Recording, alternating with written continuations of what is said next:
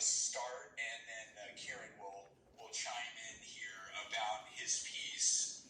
This has been a really very interesting and exciting year for Kiran because he has spent a considerable amount of time and effort working on, basically the production aspect of hip-hop music in terms of the beats, this type of background music that's behind whatever anybody's either singing or rapping, and it's like a whole completely separate world of the music business, which is very specific in terms of what they're looking for, but also there seems to be quite a bit of variety in some circles of how these things are done. It tends to be a repeating figure or chord progression, so there you don't get a lot of variety necessarily, but what you do have apparently is a very layered process. It's heavily orchestrated in terms of lots of different sounds and different, whether it's bass or percussion. Kiran will speak more about this, but just in terms of the technological aspect, it was definitely a high bar for him to climb through. It took time for him to figure out how to do this stuff. And then he was very creative about what he did. Over the course of the school year, he shared a lot of these beats with me, and they were extremely creative, and they very much worked in an area that's so much a standard in music, which is orchestration. I mean, you really had to think about how he was going to layer them, how he was going to mix the ideas, melodies, counter melodies, different types of rhythmic figures. It's actually really pretty complex when it came down to it. And so when I asked him to write something for this piano recital, I knew that his time that he spent all the school year was focused primarily in this genre.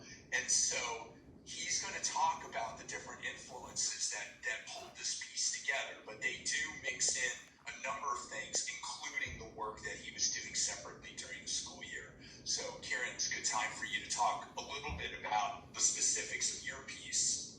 Okay, so this piece was influenced by the repeating figures of a rap beat, as he said, and it also influenced by a classical piece I was working on that I liked some of the elements in it.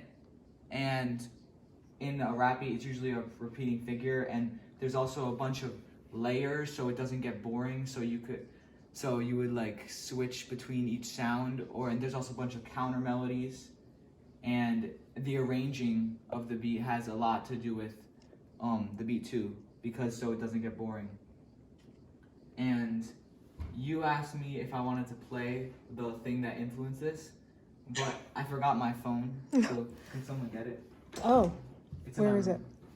Okay, so while they're looking for your phone, you did mention that there's a classical piece that was part of the influence in this piece, and I was wondering if you might share with everybody what piece that is, who wrote it, and maybe do an excerpt. I don't know how to pronounce it.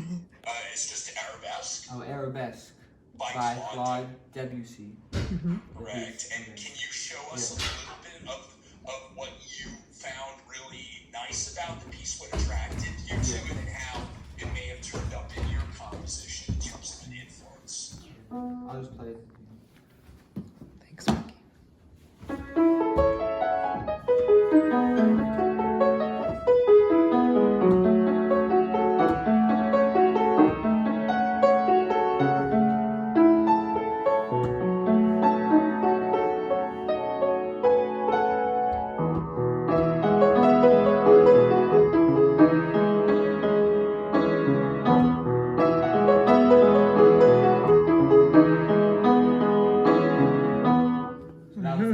Part that influenced me to make this piece. So what part of that influenced you? Oh, you were talking about the broken chord figures, and I liked how he put the triplets on the eighth notes, and it sounded cool to me. So, yeah. So that's a 3 against 2. Oh, Rocky's. Kiran is playing a triplet figure in his right hand, while his left hand is doing straight eighth notes. So it's a 3 against 2. That's a polyrhythm.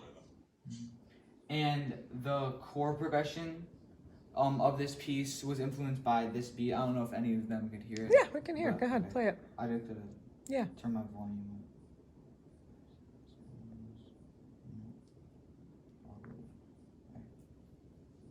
Wait, why is it not playing? Oh, it's on my Alexa.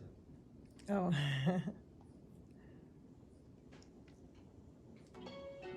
Here.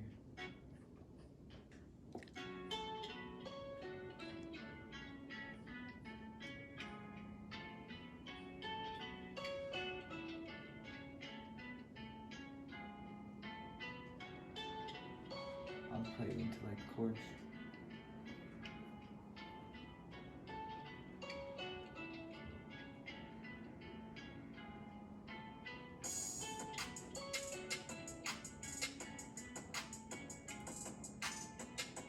So that's a part of the beat that influences. So what specifically in what everybody just heard turned up in your piece? Oh, the chord progression. Got it. Okay. Thank you.